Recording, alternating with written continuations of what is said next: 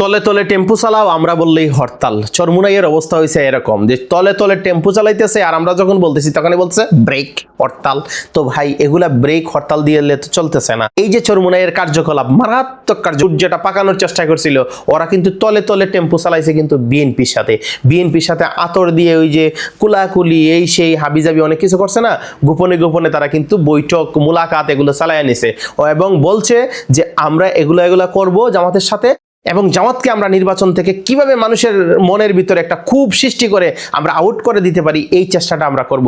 কিন্তু আলটিমেটলি কিন্তু চরমুনাইয়ের যে প্ল্যান এগুলা বাস্তবায়ন করা হয় নাই, সম্ভব হয় নাই আল্লাহর দয়ায়। এ কারণেই কিন্তু চরমুনাই এখন ওই যে তলে তলে টেম্পু চালাচ্ছিল, এখন টেম্পুর হরন আমরা শুনে গেছি, বুঝে ফেলেছি, এখন তাদের মাথা নষ্ট হয়েছে।